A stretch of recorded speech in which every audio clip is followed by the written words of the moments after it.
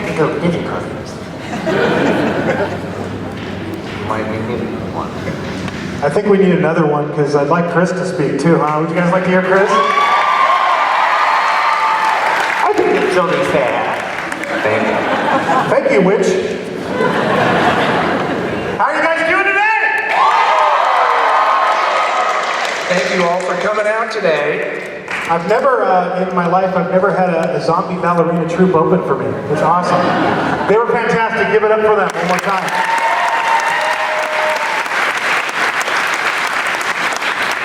Very foggy in here. I'm John Murdy. I'm creative director, executive producer of Halloween Horror Nights. I'm Chris Williams. I'm art director of Halloween Horror Nights. So today we're going to talk a little bit about what you can expect to see at Halloween Horror Nights 2016. You guys ready for this? So I decided to title this particular presentation, because this is the fourth convention that Chris and I have spoke at this season. So this one's called Christmas with the Devil, in honor of Spinal Tap. Because today we're going to be talking about two of the mazes that we've announced for Halloween Horror Nights 2016. One of them is called Krampus. And the other is the Exorcist. And if we do this in the amount of time that we have today, we're also going to try to do a little announcement for you today as well. And ask a trivia question and give away some front of line passes and an exclusive behind-the-scenes tour. All right. Let's get into this. Let's start with Krampus. How many of you guys are familiar with the legend of Krampus, right? You know, it's funny because it's really an old world tradition. You know, it wasn't particularly popular here in the United States until, I don't know, maybe like, what do you think, 5 years ago or something? It really started picking up. And it got really hot, actually. For those of you who have no idea what I'm talking about, Krampus is basically the dark side or the shadow side of St. Nicholas or Santa Claus.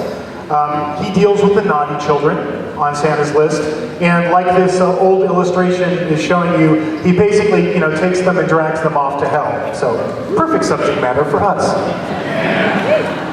We actually had an experience with Krampus prior to the movie. It was a scare zone. It was called Dark Christmas. How many of you guys saw it? And that was based on the popularity, what John was talking about, Krampus, that has been really upsurging in the last 5 years or so. So one of the gentlemen who work with Chris and I think he's here today, his name is Pat Quinn. He is here. Patrick, I don't know if you can raise your hand through the fog here, people give you some love, because Patrick does all the park decor you see at Halloween Horror Nights, and in my humble opinion, I think Dark Christmas was the best work that Patrick's ever done in the history of doing Halloween Horror Nights, and he's been with us all 11 years that we've been doing it. I think, in particular, that one was the best. Yes. You know, we can always count on Pat to think about things a little bit differently than maybe that John and I would come up with. So Pat is just a really integral part to all the park decor and the characters and the design and the costumes that you see. And this is a really good example. You know, this is our version of Krampus that we did at Dark Christmas, and this does kind of, I think, perfectly reflect Pat Quinn's mind. Yes. Because, you know, aside from, you know, the traditional features you'd look to see for Krampus, you know, the kind of goat-like features and the horns, you know, he's got a satchel on the back of his back where he carries the naughty little children off to hell. This is what he looked like in the park. Yeah. This was done by Larry Bones and Boneyard Effects. They did the makeup for this. So that ended up to be a pullover foam latex mask, something really high-end like that, and looks great, huh? Yeah. So, you know, we did Krampus and Dark Christmas in 2014. And 2015, we were actually, you know, we were kind of thinking about doing a maze based on Dark Christmas, doing an original one.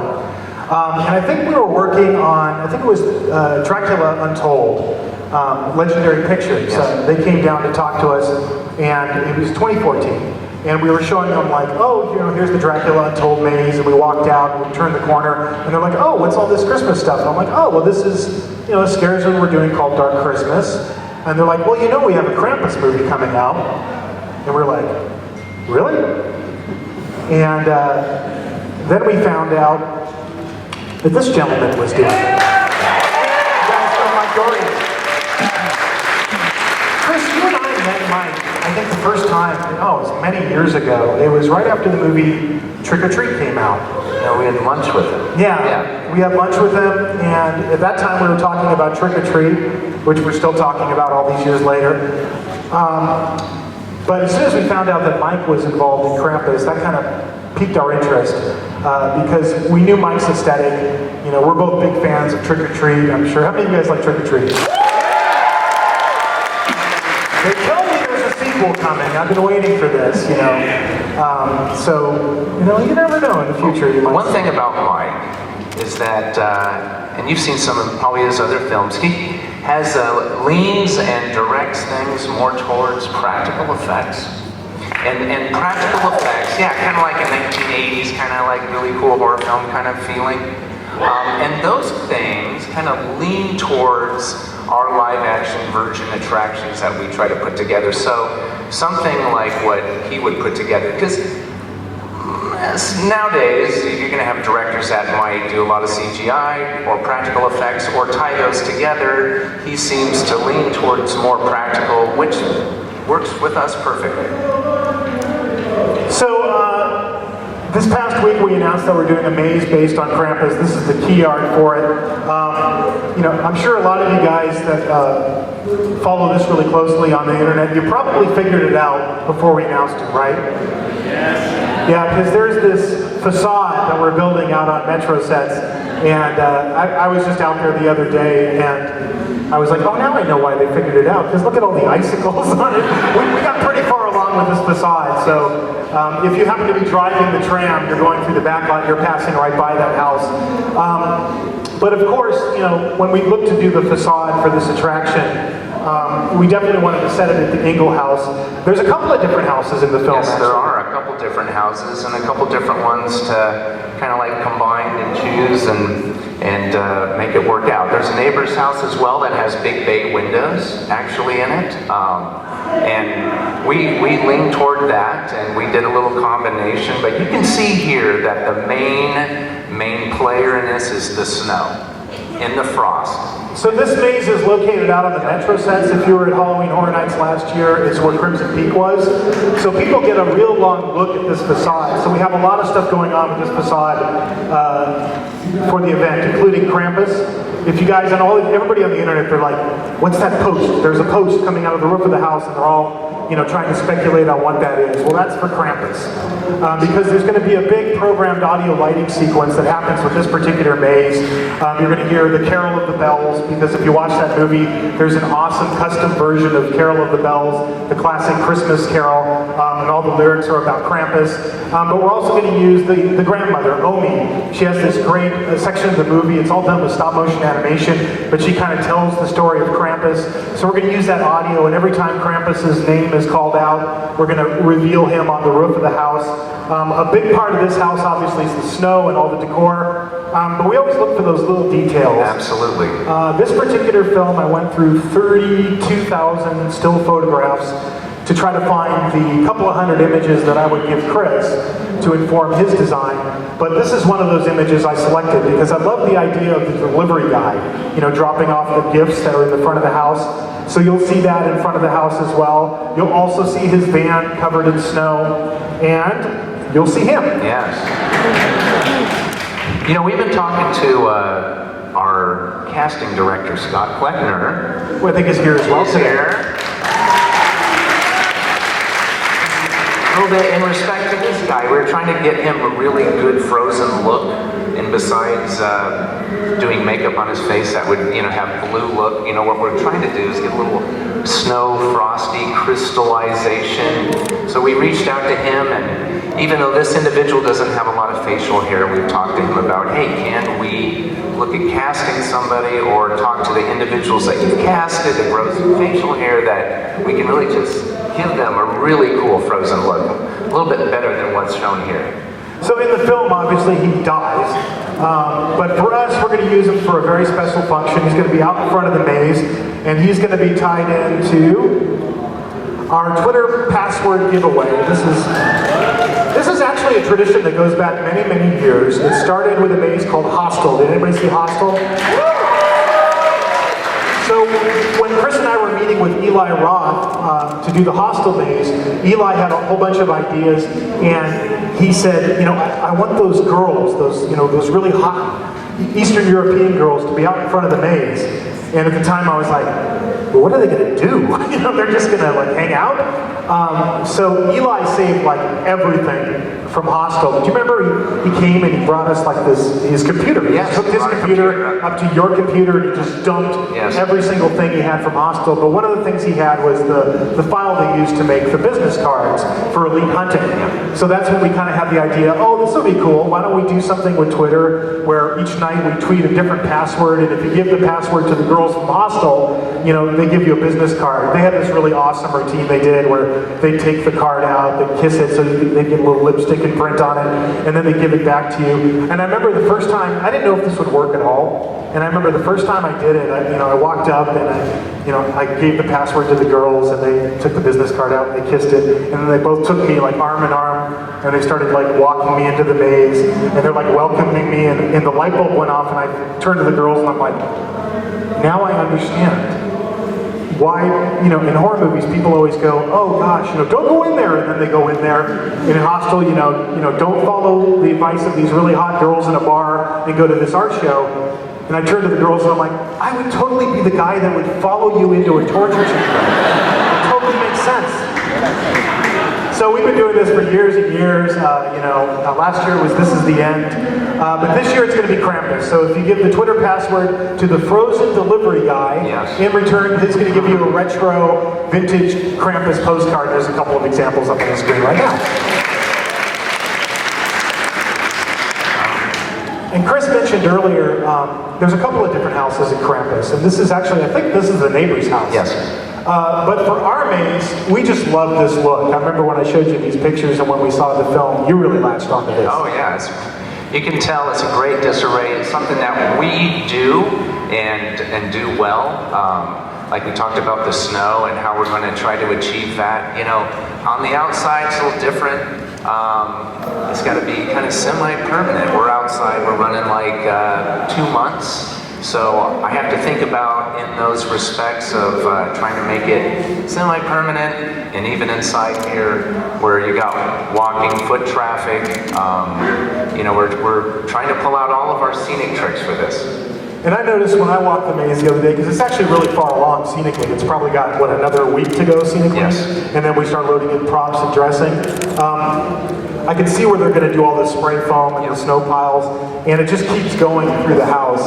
So again, this is something we latched on to that had a little bit more to do with the neighbor's house, but we thought it would be cool. These are just some of the behind-the-scenes images from the film that I grabbed. Yeah, it's as though it's the ceilings are almost ripped out, and big snow berms and snow drifts are happening inside the house, and that's what we're going to do too. We're going to take these drifts and put them within all of our furniture, and our prop people are probably not going to be too happy with that once we spray all that into place. But nonetheless, here in this picture, it's a matter of details. This is one of the 30,000 pictures that John went through that we grabbed onto, and really trying to give that feeling of Christmas with frosted poinsettias and little red votive candles as well. So something like that you'll see in there throughout transition hallways. Yeah, we go for every detail. I noticed oh look, there's pictures of the family. Yes. So when I went through the 32,000 pictures, I found, they did one day on the film. I think what Mike told me it was the first day. They got the cast together and they just did all these family pictures, and they drove around LA, and they went to a photography studio and did a bunch of cheesy Christmas pictures. But I was able to get all those, so when you're going through the house, you see all the same real pictures that were in the movie. I just love the look of the house with the frosted look. It just sets the tone for this entire maze. We're going to go to the attic. A lot of bizarre stuff happens up there with evil toys. But again, we love this particular look of the attic, where everything's been frozen over. I walked this the other day. It's going to be an awesome set where you've got the ceiling with all the beams and everything. And you can see all the icicles hanging off of those beams overhead. Yeah, and it's all frosted like, oh, the burnt Christmas tree. I've been searching for this scent for like weeks now. I want the smell of burnt Christmas tree. Burnt evergreen. Yeah, they don't make it. We're going to have to combine scents. But when you walk into the house, you want to see that burnt Christmas tree. You want to smell it. You want to have, the smoke from it. There's another detail in the house that I thought was really, really cool. It's when poor Howard Jr. gets sucked up the chimney by the evil gingerbread men and the elves. So you're going to see that. You're going to see Howard's fat little legs kicking away. Yes. Here, I'll give you a little secret. If you have saw the last time we did La Llorona, and one of the last scenes that we did in that attraction where she's coming through the roof and has consumed the little boy with his kicking legs. So those might be pretty familiar when you walk through this. Because we have to reuse a lot. If we come up and actually create like a pneumatic gag in something, and if we can reuse it, we sure will. Talking about the characters that you can expect to see in the maze, the cool thing about this film is they engaged Weta Design, yes. Which has done so many great things over the years. And these are just two of the elves. There's actually, I think, six different ones that we've got in the maze. So we get all of the visuals, not only from the film, but we get all the visuals from Weta, so that we can recreate all these things and they look exactly accurate to the film. Of course, there's the character of Krampus himself. A big thing for Mike, when Chris and I got together talking to him, is in the beginning he just wanted to tease, Krampus. So you see like a shadow, or you see a hand coming through the wall. So it's going to build up until we reveal him. There's evil toys, some of which that are very, very tricky to figure out how we're going to do these with live actors in a live setting, but we've embraced the challenge. So some of the ones we're doing, Angel, the evil teddy bear. Yeah, I saw an actual video. You saw that too, yes? So, we've seen something in respect to this, actually. Don't want to give a lot away, That's why we're trying to be a little bit vague. We want all this to be a really cool surprise. Yeah. And when I saw the movie, I went, well, there's a horror night scene, This movie is stocked full of characters, like I said before, that we can really utilize. So here's another one. Here's another one. I think these were done by the designer Pumpkin Rock. And you know what, the movie, you don't get that good a look at them. So, this is just a couple of them, but just to show you guys what they look like when they were building them for the movie. They're just really cool. They're very simple, but they're just really, really cool designs. The faces are all different, so the snowmen are going to be a big part of this. Really cool, but scary. And then, I thought this was a really cool visual. They call it Hellmouth in the film. It's when Max, the boy, is confronting Krampus at the end of the movie. So we're going to recreate the scene where you go to Hellmouth. And then, for whatever reason, this is the year of featuring the same environments multiple times in mazes. In Krampus, I think we experienced the living room like 3 different times? 3 times.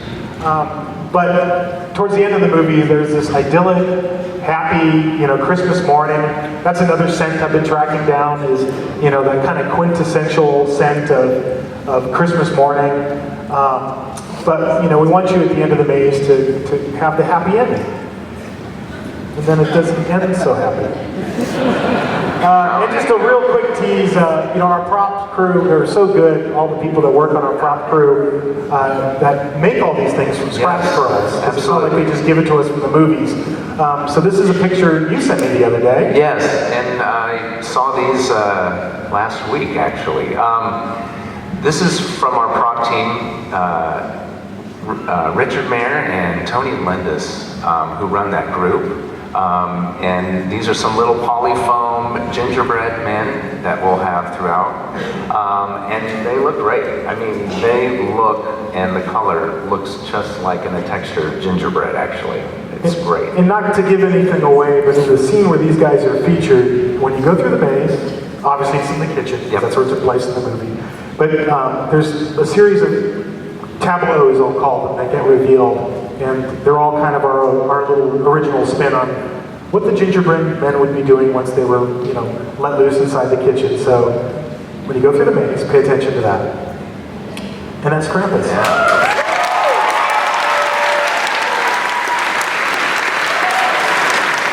All right, let's talk about The Exorcist. Oh my God.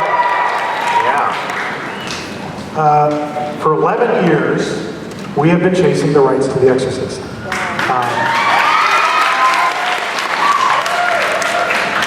Quite simply because, in my opinion, it is the scariest movie ever made. I concur. It's the only movie that scares me, like really scares me. Like I actually have a really hard time watching that film. Yeah, same with me. Particularly alone. And this is why. Because not everybody's scared of The Exorcist. I mean, I know I've talked to lots of people and I'll say, oh, did you see The Exorcist? Does it scare you? And they're like, eh. And I'm like, how is that? How can it not scare you? It really depends how you were raised, Obviously, by this picture, I was raised Catholic. That's me as an altar boy in 1975. This is why The Exorcist scares the hell out of me. In the early 1970s, my mom, who's a Catholic theologian, author of 7 or 8 books now, she had like a Bible study that she would host at night in this church. So she would always, bring the kids along. And, I would just wander around the church at night staring at all the statues. I was really tripping out on all the statues because, Catholic churches, they have a lot of statues. And late at night, they're really, really creepy. And I remember my mom was speaking at a Bible study, and this woman stood up in the back of the room and just went, she just started like speaking in tongues, basically. But she claimed to be possessed by the devil, and and she was just railing away. And my mom was like so calm, and she just like confronted the demon and everything. It was really dramatic. And then as a result of this, I had like nightmare after nightmare after nightmare, and it didn't help that around the same time, my parents. You have to understand that in the 60s, when the Summer of Love kind of ended, and I was born in the Summer of Love, I was born in 67, all of the people that were like hippies in the early 70s, they all became religious freaks, basically. They kind of just went, well, drugs have burned me out, so I'm just going to go right into this. And my parents just had like this open door policy. They would take in anybody, and there were always these like drifter-like people, and they would always come to my parents' Bible study. One of them somehow got a hold of our phone number and would call at all hours of the night. And you would pick up the phone, and this happened to me as a young kid, and they would be like, I'm going to kill your father, I'm going to, it was just, I won't even go into it because it was so disturbing. And what we eventually found out, we put a tap on the phone, we went to the police and everything, and it turned out to be a guy in a mental hospital. And he was using his, like, okay, it's time for you to make your call. And he was using his time to call our family and terrorize us with all this demonic stuff. And so that caused me to have, like, weeks and weeks and weeks and weeks of nightmares, and I would wake up screaming, and they would like call priests, and this was all true. And so the trippy part of this is apparently at the end of it, I got up at church and spoke in front of 1,000 people and like told the whole story. I have no memory of that. I didn't even know about it until a few years ago when my mom goes, oh, remember that time you did this? And I'm like, what? And then it kind of all came back. And the reason that I tie this in with The Exorcist is this. Yes. Do you guys know what this is? Okay, for those of you who don't, Chris, I'm sure you remember this. This is what's called the band trailer. It's an early trailer that came out for The Exorcist, and it's almost all done with still imagery, and it's reversed, just like this image of Linda Blair here. It's all negative imagery. And it starts out with a narrator, and he's talking about Max von Sydow's character coming to the house and a little girl, and then it just goes into this trippy piece of music and a bunch of flash frames. And the reason it's called the band trailer is it got accused of having subliminal imagery in it, and it really didn't. But, they yanked it from like movie theaters, but the scary part is in the early 70s, they would show this on television. They would show this during the day when you were watching like, Gilligan's Island and stuff like that. And H.R. Puffin stuff, which tripped me out for an entirely different reason. But do you remember seeing this, Chris, in the 70s? Yeah, every time this commercial or the other Exorcist commercial, or honestly Texas Chainsaw, I ran over and turned them off. I couldn't watch it. I had a religious upbringing, a little bit different than John's, but yeah, something like this is very real to me in a sense. So that's why, in my mind, that it scares me so much as well. Yeah, I didn't even see The Exorcist until I was in high school. That's when I finally saw it. I saw it at like a party. I think it was a cast party, like a theater party. And I remember driving home that night and not wanting to look at my rearview mirror. And I was like, 17 or something. But I was convinced that if I looked at my rearview mirror, I'd see Reagan. And so I attribute a lot of that to this, to the band trailer, because, in the 70s, early 70s, you could get away with that. They would show you, here's, an ad for kids' toys, and here's a Marlboro commercial, and here's a booze commercial, and let's throw in an R-rated horror film. Times have changed. They don't do this anymore. If you haven't seen it, tonight, get on YouTube, turn out the lights, and check it out. Because it's still terrifying to this day. Yeah, I do that at home. Well, to really trying to, and if you watch and look at really what the imagery and what's really happening in the imagery, him and I have watched it multiple times. And actually that, and he'll agree with me, is an inspiration to our attraction and what we're really trying to do. And that's all I'm going to tell you in that respect, because you got to come and check it out. So when you try to decide what the facade for The Exorcist is, it's pretty simple. It's got to be the McNeil house. This is the house from earlier in the film in the daytime, but this is what we're going for. Yeah, that's so iconic. In the movie poster, it's just at least when I think of Exorcist or think of any imagery about that, I come onto this, and then the way that Reagan looks. Those are like really the two big elements. And really, we sat down with John and was like, these are the two that we have to have in here. And now we just need the elements to cooperate with us, because you want that perfect shaft of light. So, of course we have smoke effects to help achieve that. So we just have to make sure that the wind doesn't blow it. When you talk about environments, this is going to be a very short part of the presentation. There's this, the house entry, and there's this, Reagan's room. And that's really the challenge. There it is. That's it. 2 scenes, hope you enjoy the maze. But it's funny, we've been trying for 11 years to do The Exorcist. We finally got the rights, and I don't know about you, but as soon as I got that call that we were going to actually do this, I was hit with this wave of panic. Because in all these years, I never really thought how we were going to do The Exorcist. I just really wanted to do it, because it scared me so much, and because to me it was the pinnacle of what horror is.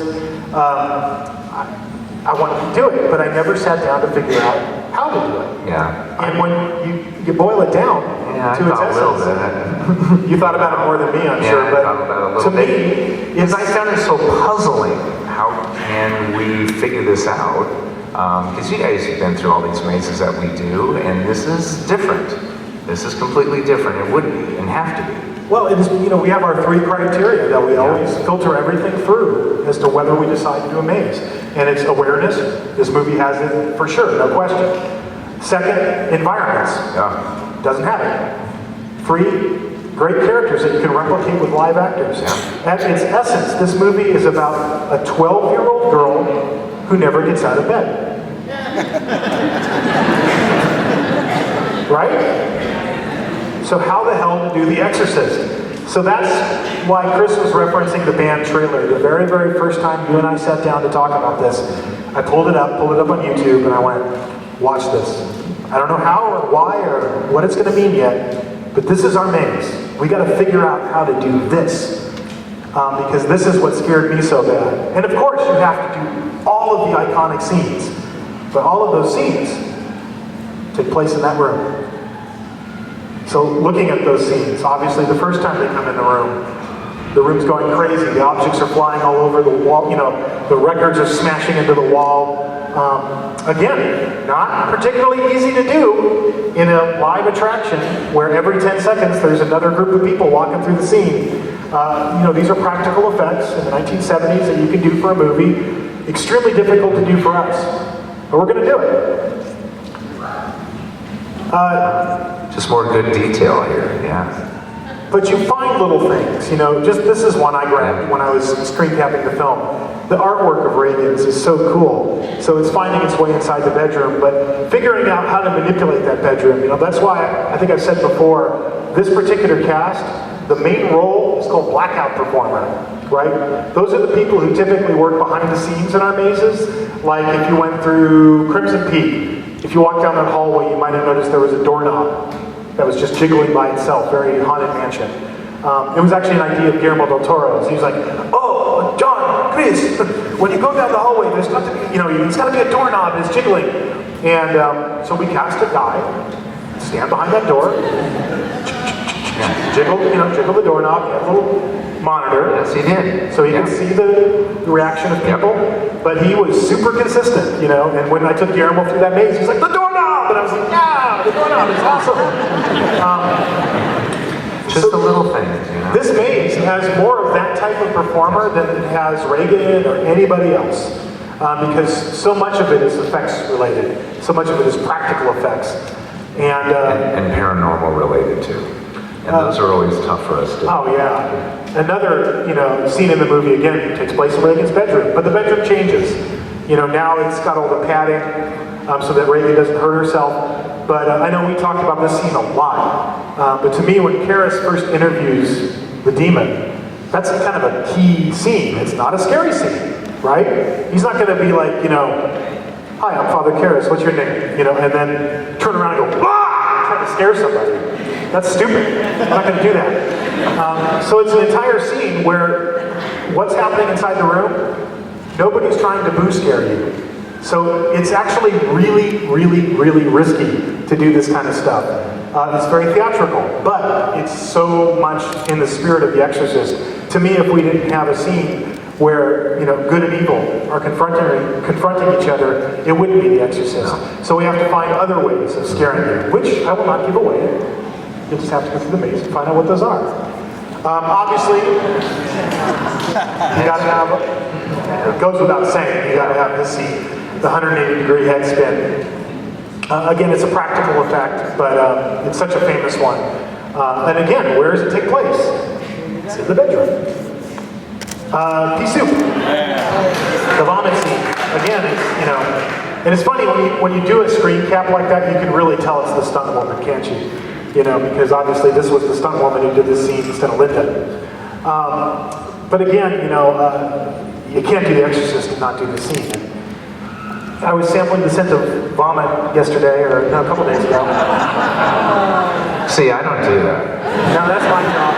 I don't get invited to those meetings. Every year I get this little meeting on my schedule and it says, Horror Nights scent test. And I'm like, oh God, really?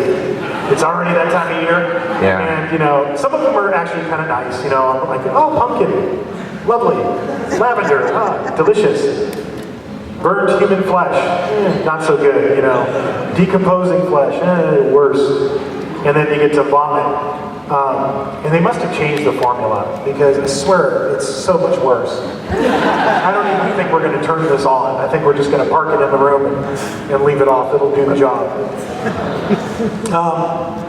Another cool detail in The Exorcist, it's freezing cold. I think when they shot the movie, they refrigerated the set so that all of that breathing, it's all real in the movie. It was before computer animation. So all those poor actors were frigidly cold when they were making the movie. But that's another kind of key moment in The Exorcist. You got to kind of try to do that. Yes. Yeah. So we are. This is just creepy. Yeah, it's just wrong. The serpentine. Levitation. Demonic The power of Christ compels you. Yes.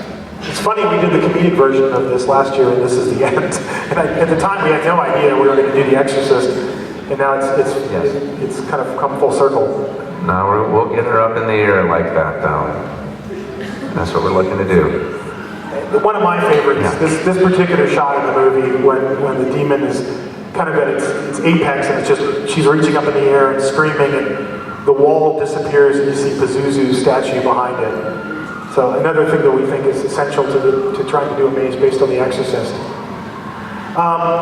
So it's such a huge honor and kind of a burden to try to do right by that property. It's such a personal thing for Chris and I. We love this property so much.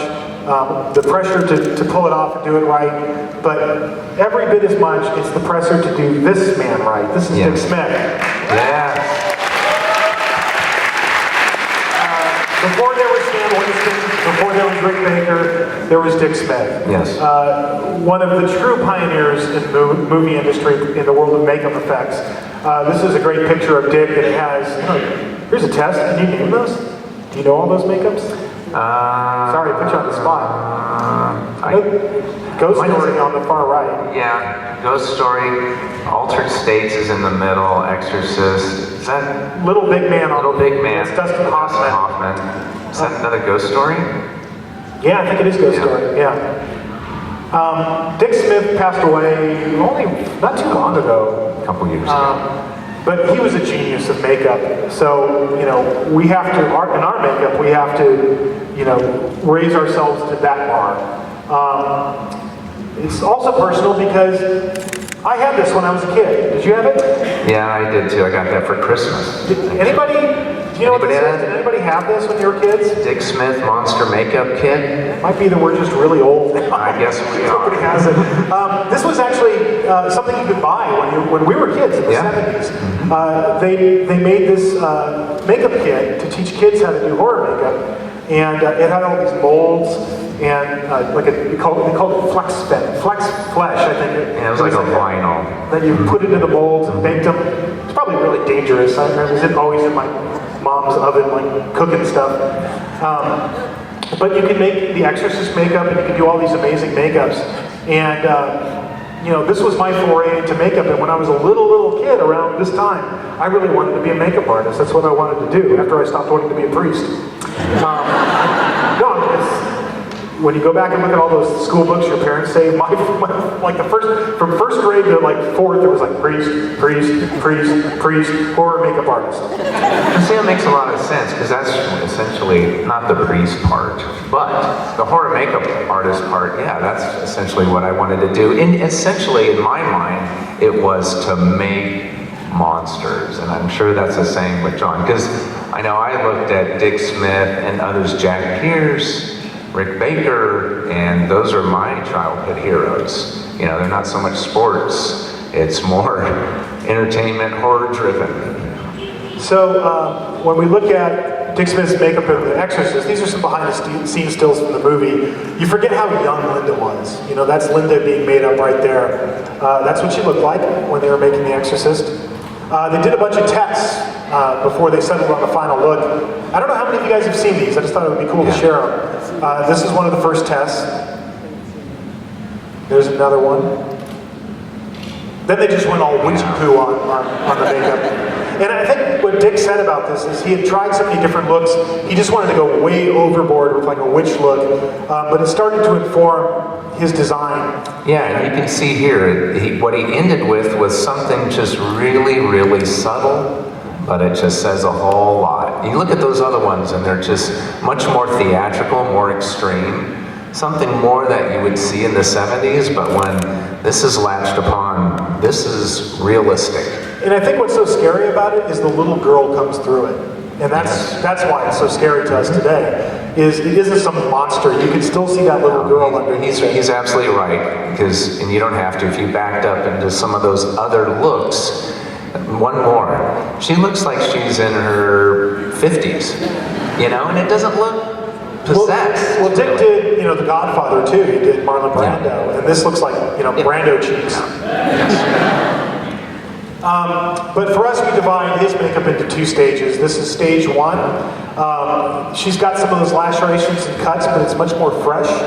It's much more bloody. And this is stage two. And It gets a little bit more gangrene kind of looking, coloration, festered. but still subtle. It's still subtle. Still looks real. And for us, on this particular maze, it's going to be Patrick McGee. I don't know if you guys know Pat McGee, McGee Effects.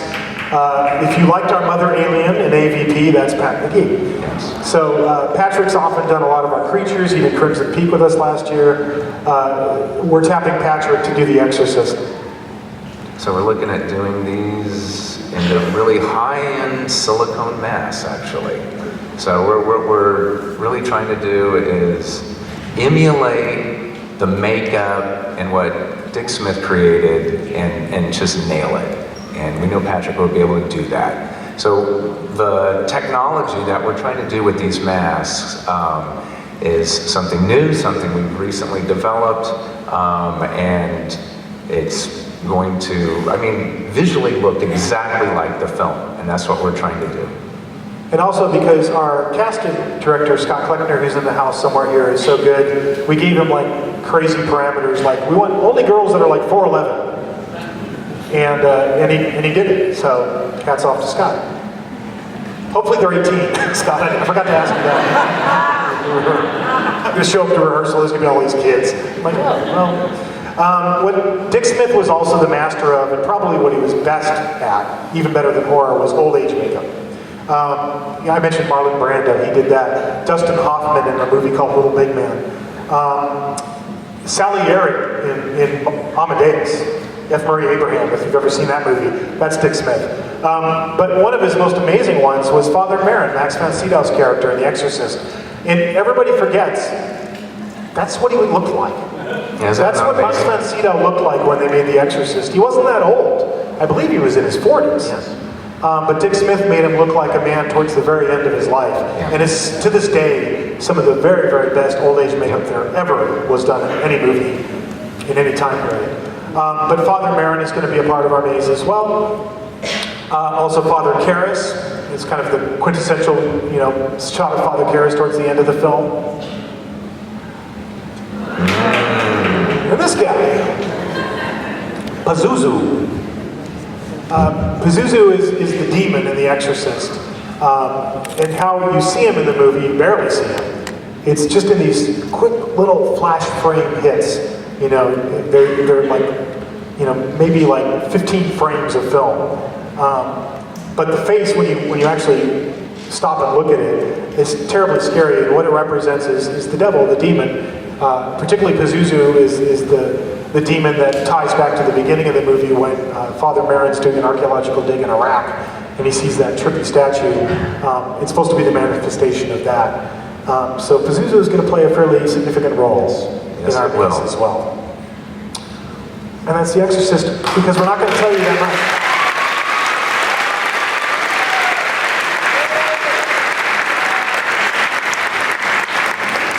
When you go through the maze, you're going to understand what we're talking about the band trailer and all this stuff, because it really informed the way we approach this maze. And of course, at the end of the day, we want to scare the living daylights out of you, but also be faithful to the film. So let's do a quick announcement. It's not going to be a maze, but there is another maze that will be announced. We're not done yet. There'll be another announcement probably within the next 2 weeks. And I think it's going to be one that all the fans freak out about. Do you like the lineup so far? Yeah. Is this not the best lineup so far that we've ever had? Huh? Yes. Freddy, Jason, Leatherface, Michael Myers, The Exorcist, Krampus, Walking Dead, The Purge Electric.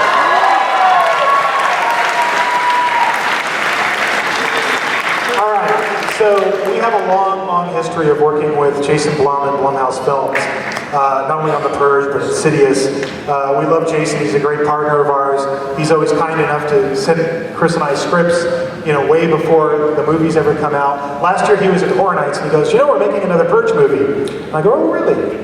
Tell me, what's it about? And he told me it was about, the election. And I thought, oh, that's perfect. The timing of that. Little did we know back then how perfect the timing would be, because we kind of signed up for it way back then. we kind of have to rethink the way we're doing scare zones this year for a couple of different reasons. You might have noticed there's not a maze over at Parisian Courtyard. We had Halloween there last year. This year we have Texas over in the Waterworld queue. So that whole section of the park that used to feed the scare zones on French Street, there is nothing feeding it. Walking Dead, during Horror Nights, that queue line is going to go all the way down Baker Street. So it kind of eliminates Baker Street for us from being a scare zone, and we've used that for years. So our good friend Pat Quinn came to Chris and I and pitched this idea, and he'll probably cringe when I use the words mega scare zone? He's probably cringing right now. Gauntlet. But Pat's idea that Chris and I loved was a scare zone that isn't just a street that you kind of willy-nilly meander down, enter from any direction. It's something that is a dedicated path through a dedicated section of the top deck that's going to kind of encompass that whole area back there. You'll load into it from Universal Plaza, but it's going to take a big chunk of real estate on that side of the park, and it's going to be themed to the Purge, but it's going to be, a pulsed scare zone as opposed to something that you just walk through. So it's a lot of performers. It gives us the opportunity to let our actors hide and scare you so that they're just not hanging out in the open. So we're taking that whole section of the park and turning it into a Purge Gauntlet or a Purge Mega Scare Zone or whatever you want to call it. And because the Purge movies, particularly election year, it's like they threw the kitchen sink at this movie. There's just so many. How many of you guys have seen it? There's so many different characters and cool characters. Yes. And some you miss if you blink, So we decided to really embrace that. So the entire Scare Zone program this year is all Purge, all the way across, including downstairs, including Metro Set. And we're going to be playing off of all the Purge movies, but heavily favoring the most recent film. This was one of the teaser posters for the Purge with Lincoln. You know what's funny about that? That's Terror Tram last year. That was us. Great minds think alike. We had no idea that they were doing this for the movie. This was an original that I think Pat came up with, actually. And it was funny when we read the script, I was like, oh, there's like these guys dressed like presidents. That sounds like what we just did. And it's, I know the writer of The Purge. He was writing it before we ever did Horror Nights last year, so it's not like he got the idea from us. We just both thought of the same thing at the same time. But we love those characters. They're called the murder tourists in the script. They're going to be a big part of what you see. We love the Blink Drums. Thought they were really cool. They're going to play a big part of our opening ceremony, but also be featured in our scare zones as well. Love this character. What's cool about working with Blumhouse is they give us creative license a lot of times to also bring our own creativity to it, like we did with Lincoln and Washington and Ben Franklin, and there's a bunch of characters last year that we invented for Terror Tram. So I'm going to share a few of the ones that Mr. Quinn came up with, that Chris and I worked with him on this past year, and see what you guys think. Pat's idea for Lady Liberty was to do as a still walker, because we just thought that would be so cool, and to do it all light up like you see in the film. So that's our design for Lady Liberty as a still walker. That was illustrated by Lucas Colshaw, and so is this as well, as Uncle Sam. It has nothing to do with the Purge movie, but it's just cool. It sounded cool, so we decided to do it. Another still walker. We've actually got a lot of still walkers in this part of the park. Here's our go-go dancers design. Red State, Blue State. More still walkers. There's the whole Bling Girl thing where they're all wearing kind of like the EMD EL lighting. Yeah, EL wire. Yeah, we're starting to, you can tell every year we try to take steps forward into doing things. This year into some of the costumes that we're trying to tie in some of the EL wire and such, and like what you had saw with our Lady Liberty, and we're riffing off of that into some of these other ones. We always have chainsaw performers, so these guys are like, delegates. With red, white, and blue chainsaws. I thought that was a nice touch. Yeah. Barbershop Quartet-esque. These masks actually are Immortal Mass type, so we do some off-the-shelf silicone. Yeah, when we started, we didn't do any silicone at all. Now, working with Immortal Mass, we're doing a lot of it. Yes. I like this one. And if you're going to do that, then you got to do this. Yes. So these are We have seen and saw the sculpts. These were through Larry Bones, Boneyard Effects, and these would be these really awesome big foam latex pullover masks. Can't wait. And then last but not least, I think this is the essence of Pat Quinn, if I may say so. I've worked with Pat for a long, long time. Yes. He always comes up with the weirdest stuff. No, it's like I said, the different stuff. He thinks different, huh? Is that awesome? I just call them teddy bear freaks. They're just part of the scare zone as well. So that's just some of the stuff that you can expect to see in the Purge comic. All right.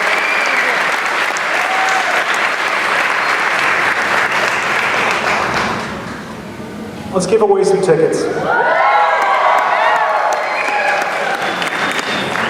So I have in my hand this lovely keepsake Exorcist certificate that says you're invited to experience Universal Studios Halloween Horror Nights with complimentary frontline tickets to the event and an exclusive behind-the-scenes maze tour with the creators of Halloween Horror Nights. So I always do this in the form of a trivia question. I don't know, can you guys give us house lights? Because I know we got to be getting close to wrapping up here. So we can see you guys. If not, I'm going to be wrapped into the shadows. Let's see. Okay, thank you guys. Right on. Oh, there's a lot of you. Okay, we're going to do this in the form of a trivia question. How we're going to do this is I'm going to ask a trivia question. The first person I see raise their hand that I see, I'm going to call out. Please don't yell it out, because then I'm going to tear this into pieces and nobody gets anything. No, he's done that before. Please don't yell it out. It's going to be Exorcist related. In the movie The Exorcist, obviously, Linda Blair plays Reagan. Who is the voice of the demon, the actress's name? All the way in the back, right there. Yes? Yep, yellow hat.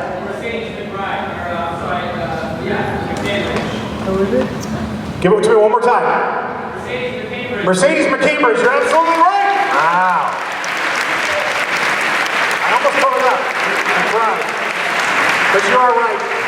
So when we're done here, come up, you can get the certificate. We'll see you at Horror Nights. And I think, John, how are we doing for time? Are we wrapped? All right, let's do some Q&A. We didn't do Q&A almost at all in the entire time we've been doing conventions. Or I could show you the lovely dress I just bought my 3-year-old daughter. Awesome. Go spend a lot of money out there. There's some really talented people. But if you guys have any questions, we got a few minutes.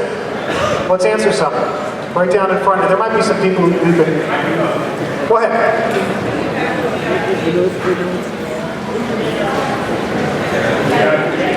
VIP.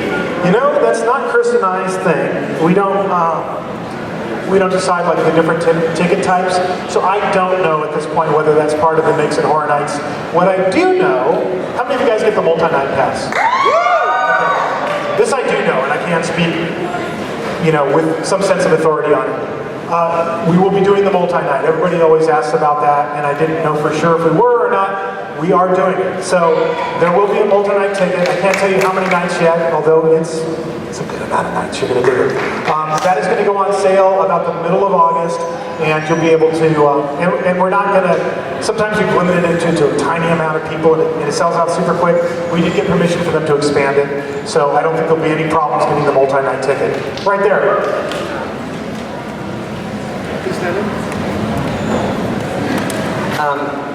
How long do you think The Exorcist will be in, walk time?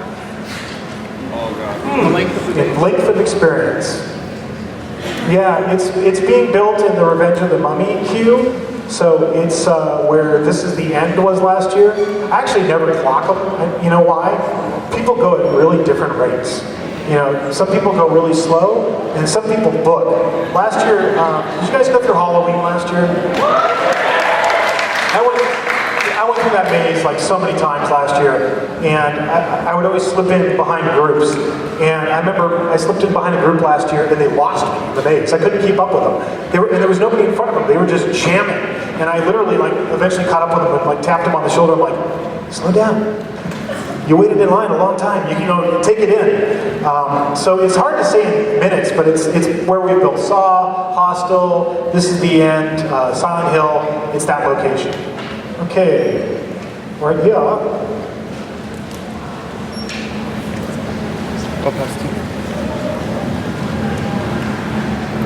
So now that you have The Exorcist, what is your next dream property to catch? Oof.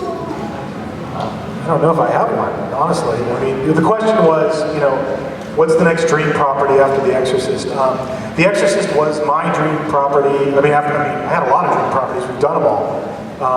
The only thing I had, two other things, was the original, but not the first one, the second one, Evil Dead, Dead by Dawn. Evil Dead 2? Not very long on that. That one, and also the original Thing. The original. Yeah. John Carpenter's thing? Rob Bottin, effects artist extraordinaire, I'm a classic horror, fan. That's what my passion is. So for me, it would always be to do a classic, Universal Monsters maze. I just have resisted the temptation because you have to know your audience, and you have to realize that the main audience for Horror Nights is 18 to 26. I've always wondered whether they would find that scary, and there's a good chance they might not. So that's the only reason why we haven't tackled that. But hopefully before I go, that'll be one I'd like to do. Okay, how about back there in the hat? Yep.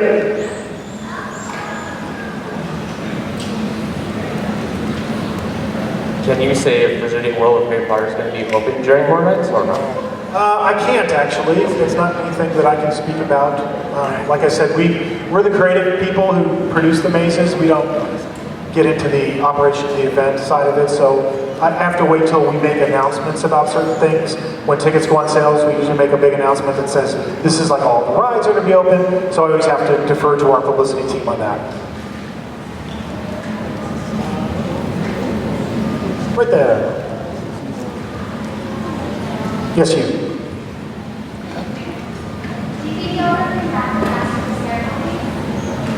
Master of Ceremonies. We had that? That was something we did? Describe it for me, because...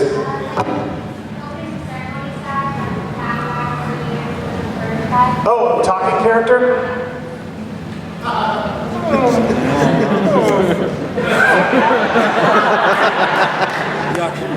How'd you like that answer? That was pretty good. I should be a That was a good answer.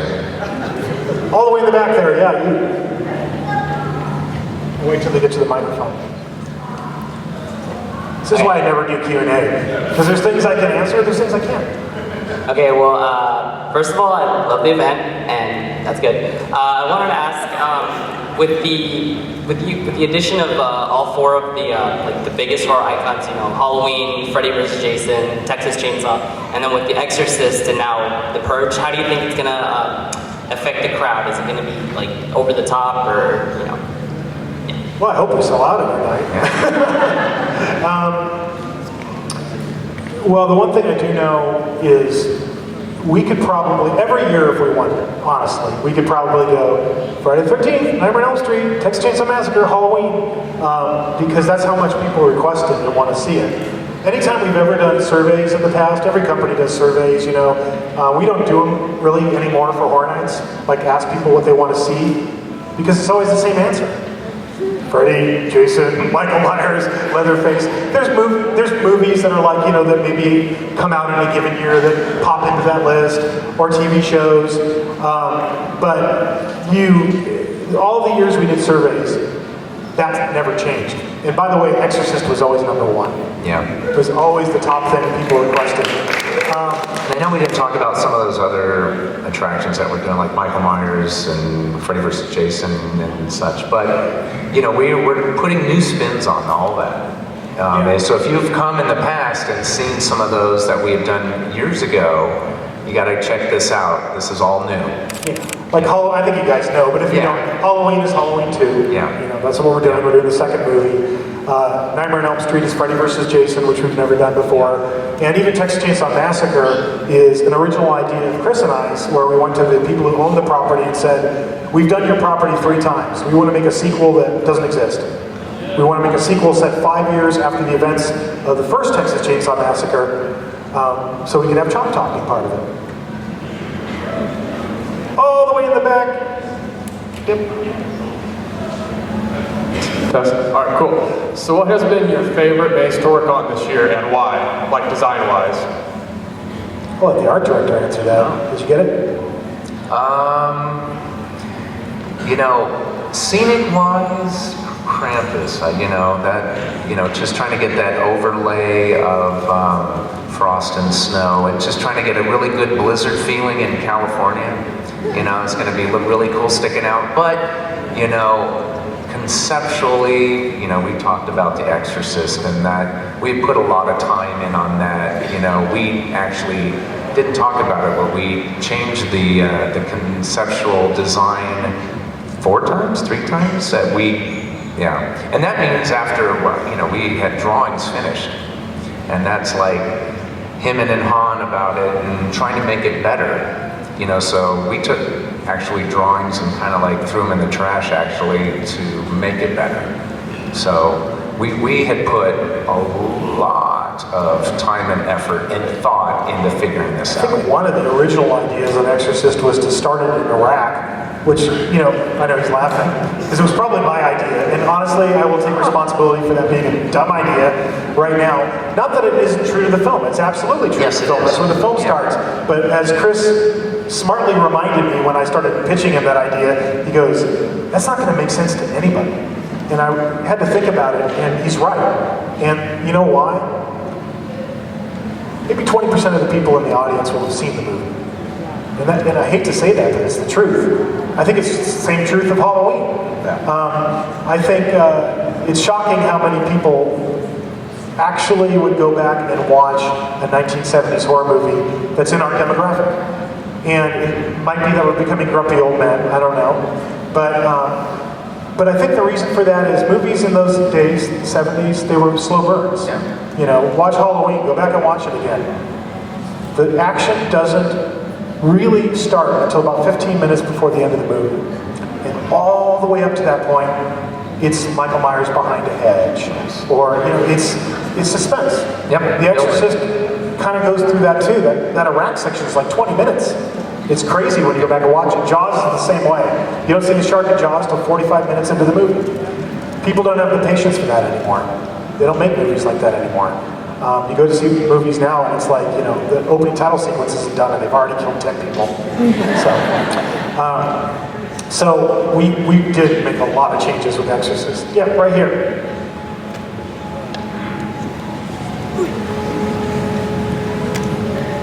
I could probably hear you without a mic. I can do this. Hello. Well, I do have one question. The cheetah. What would be like the next? Fun if I answered your question before you asked it. Oh, sorry. Fastest landman. What would you guys tackle in terms of a sci-fi horror movie, minusing The Thing, of course? Like, what would be the next? Well, The Thing is a good one. Sci-fi horror.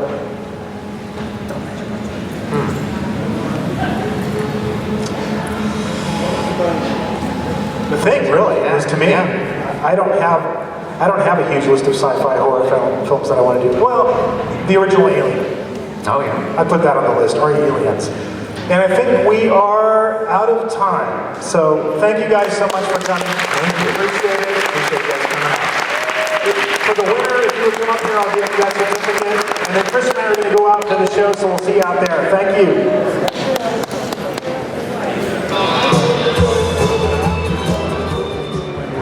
Like this year, where we're revisiting properties that we've done in some cases multiple times in the past, there's always that desire to like, what can we do this time to make it that much better?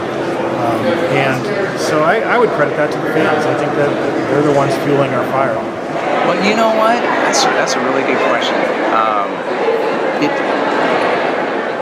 We've had so much experience from the past.